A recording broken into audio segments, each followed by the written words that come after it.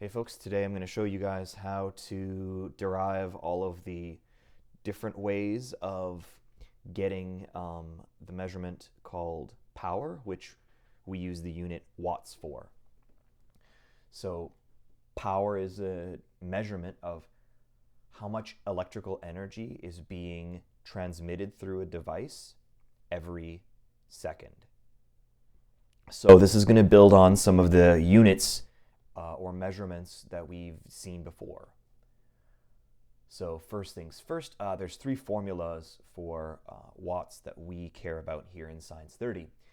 And I've kind of got a lot of the unit breakdown already set up. So one of the things that messes up students in Science 30, and I mean overall a lot of the time, is not knowing the difference between a formula and the units that actually are in a formula. So yeah, P is going to be power for our formula, but power is measured in a unit called the watt. Voltage, this is the easy one, is measured in volts. So thankfully, V in a formula, V in the word, and V in the unit. Current, I, is amps. We saw that last week. So our first formula is going to be P equals VI. And this is in the book as well, of course, and it's also in your data booklet that you're using. So it's very, very simple. Power is volts times amps. And what I've done up here is I've broken down volts and amps into the units that they're made out of. Because volts and amps are not basic units, they're composed of simpler units. So volt is 1 joule divided by 1 coulomb. Remember, coulombs, 6.25 times 10 to the 18 electrons. Remember, that's like a package of electrons.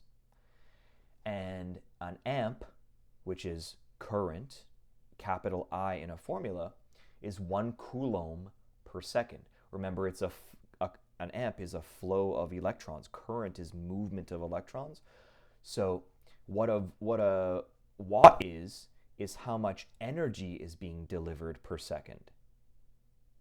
So a volt is how much energy is in a coulomb in a particular situation. An ampere is how many coulombs are moving every second. So if we look at the formula, power equals volts times amps, here's power equals volts multiplied by amps. If we do the unit cancellation here, we have a C on top, coulombs on top of one. We have coulombs on the bottom of the other. So what are the two units that survive the crossing out? We've got joules up top. We've got seconds on the bottom. So again, 1 watt is a joule divided by a second. If you ever need to calculate anything where they give you kilojoules, remember 1 kilojoule is 1,000 joules. Whoops, not 1,000 amps. That's for sure not right. So 1,000 joules. What if they give you a time frame that's not in seconds? And questions are going to ask you things like, what happens if you run this stereo for 30 minutes? Okay, well, all you need to do is remember how to get times into seconds. So remember, a minute is 60 seconds, and an hour is 60 minutes. And of course, after that, you're getting into days or weeks or years, whatever the case may be. But let's move on. Let's talk about the next formula, P equals I squared times R. Okay, so we already know P is power, that's measured in watts. We already know that capital I is our current that's measured in amperes or amps. And now we're bringing in R, which is resistance. And resistance is measured in the unit called ohms. Generally in Science 30, we don't break down the unit ohms into its components, into the pieces that it's made out of. But I wanted to show this to you just to kind of drill into your brains the fact that these units, they all make sense and everything is going to come out in the wash. Remember, if we know that joule or power is watts and 1 watt is a joule per second, all of these formulas, all three, should give us joule on top and seconds on the bottom. If they didn't, that would be a problem. That means that something is horribly wrong. But it's not. Everything's going to be beautiful. So P equals I squared R, that's power equals amps squared multiplied by ohms. We already saw what an amp is. It's a coulomb per second, so C over S. This is the screwy one. An ohm, that Greek letter capital omega, end of the Greek alphabet, that's our symbol for ohms. We've seen that already. Is a joule second per coulomb squared. And yeah, okay, it's weird. It's one of those weird units that's very highly derived. There's like 3 different small units, basic units inside there. So my amps squared, there's one of my amps. There's my other amp, and there's my ohms. So this is amps times ohms. That's the same thing as saying amps squared times ohms. Look what happens. We have coulombs on the bottom. We have coulombs on the top. That's gone. We have coulombs on the bottom again. We have coulombs on the top again. That's gone. Now we have seconds on top, and we have seconds on the bottom. And we're done crossing units out. And wow, amazing. Like, this makes perfect sense. We've got joules per second. So again, we have joules on the top, seconds on the bottom. And so these formulas mean the same thing. And actually, you could get V equals IR out of these formulas as well in a little sneaky way, but I'm not going to show it to you because it's beyond what we need to do. The last formula is actually the easiest formula of all of them. It's the one that's kind of the identity of what a watt is. So it's just E divided by T. Okay, so we know that E is energy.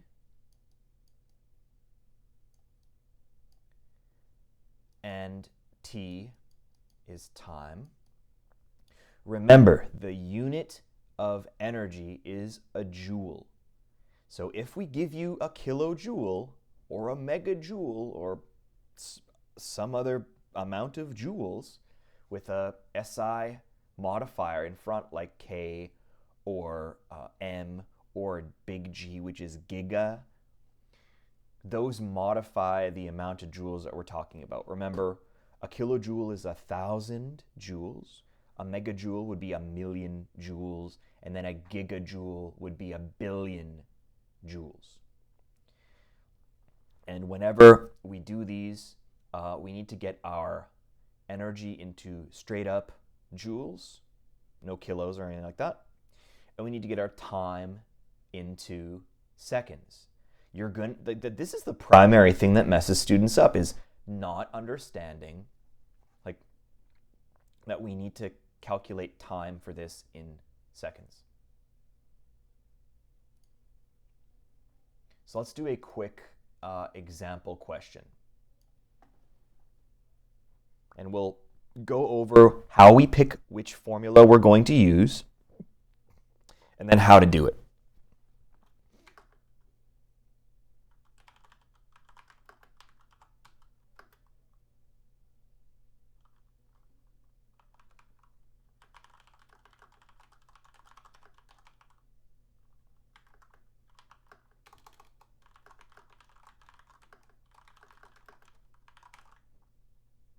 Okay, we'll start out with the easiest kind. So a cell phone uses 400 joules of electricity over an hour of operation. I don't know if that's actually realistic, but these are example questions, so it's not really a big deal. So whenever we do a question in physics, we need to write down all the stuff that we know. So here we go. So joules, that's my energy. An hour is time, but it's not in the right setup. We need to turn that into seconds. So I'm going to do a conversion here, but first I'm going to write down what I got. So I know my energy, 400 J, and time is 1 hour. So we're going to convert this to seconds. So if we've got E and T, I'm going to flip back to the previous page and I look at my formulas and I simply just have to pick the one that we have the most information to solve. And that's going to be E divided by T. I can't use this one because I have no clue what the amps or the ohms of my cell phone is. And I can't use VI because I have no clue what the voltage or the amps are. So the only one that we're able to use is going to be P equals E divided by T. Cake. So let's do 1 hour. And I'm going to turn this into seconds. And since I am kind of smart at these, but not too smart, I'm going to break this down into 2 steps. Some of you might be thinking, okay, yeah, Lorenz, I know there's 3,600 seconds in an hour. If you know that, you can do this math. It's still going to work out.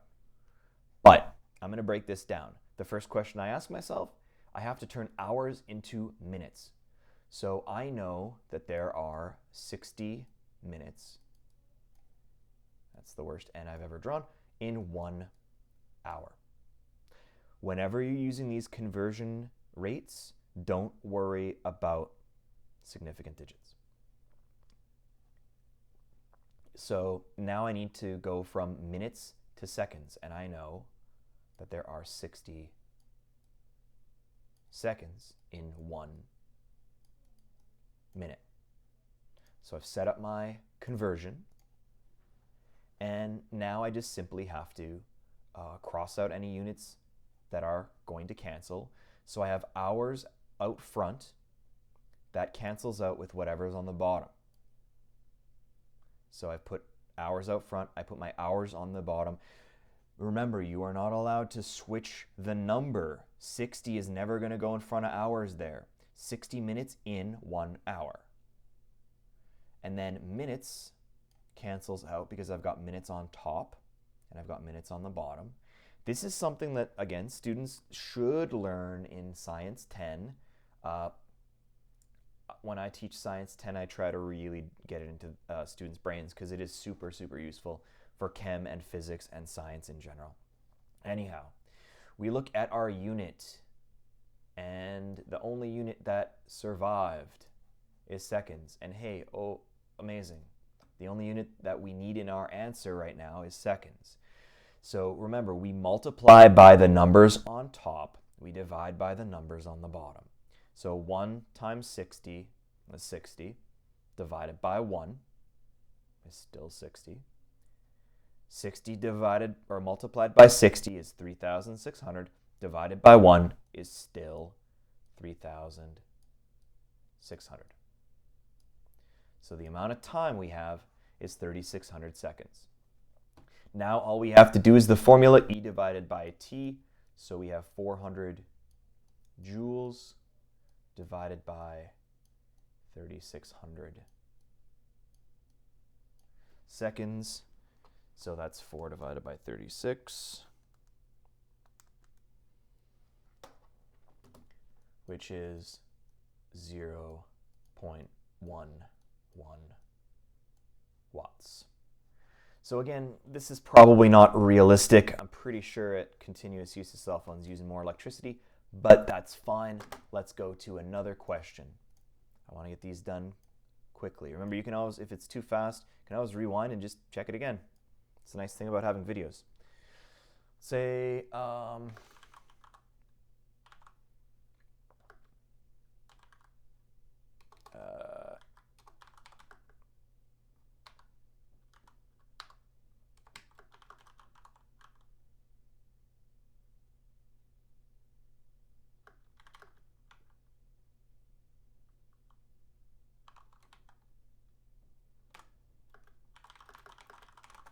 so a computer uses 5.6 amperes of current and 120 volts.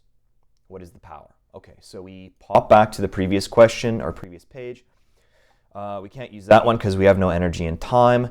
This one looks attractive, but it's not going to work because we don't have resistance. So that's out. So it's got to be P equals V times I. So we just sweep through the formulas and we see which one is the most useful for us. So we're going to do P equals VI, P equals VI. And we don't need to really worry about units. We know that the unit in the end of this is going to be in watts. So I'm going to say 5.6 amps multiplied by 120 volts. We do the math. This is a beast of a computer. It's a lot of wattage for a computer. Actually, it's not. It's pretty run-of-the-mill. That gives us 672 watts. Our issue would be we only have 2 sig digs because this guy only has 2. This guy only has 2. So we may want to turn this into 670 watts because that's only 2 sig digs. Or if we wanted to really dunk on people, we could do 6.7 times 10 to the 2 watts. Same idea, means the same thing.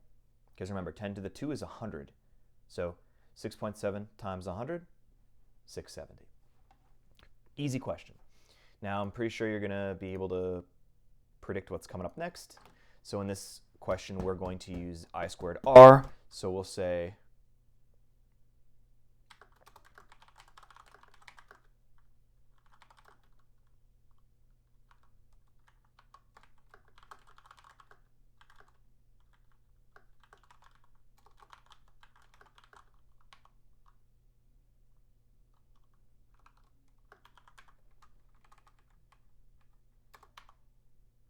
let's say 210 ohm. Okay.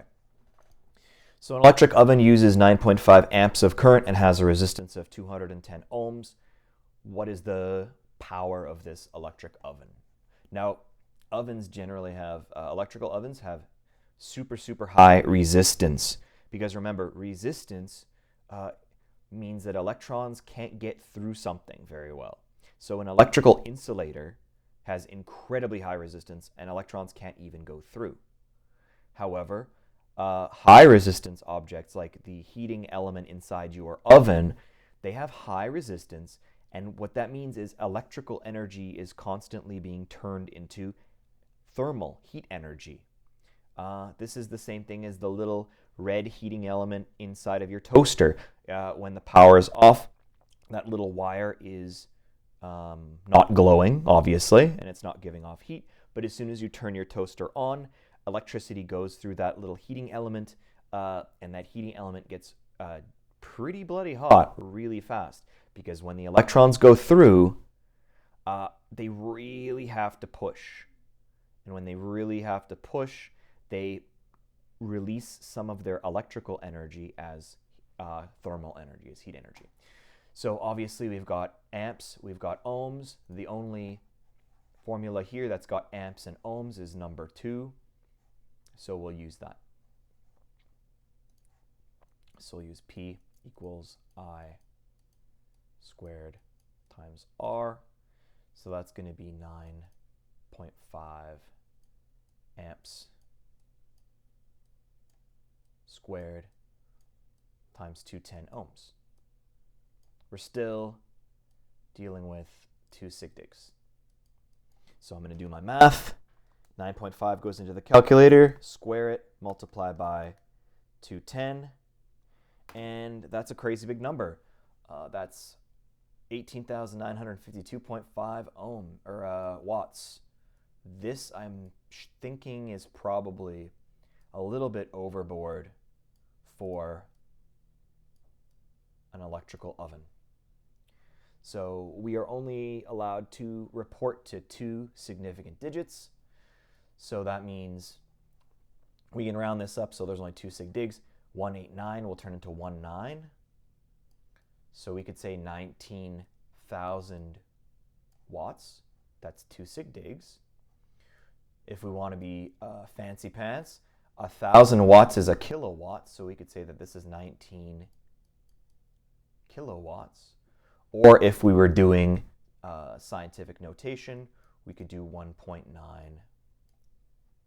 1, 2, 3, 4 times 10 to the power of 4 watts. Any one of those works. So when you're doing a watts question, a power question, all you need to do is look at the units, look at the stuff they give you in the question, and then select the correct formula, arrange the formula however they are requesting, and then make sure that you get all of your times, if you have times, in seconds, get everything in the correct units, and then calculate your answer. All right, on to the next video.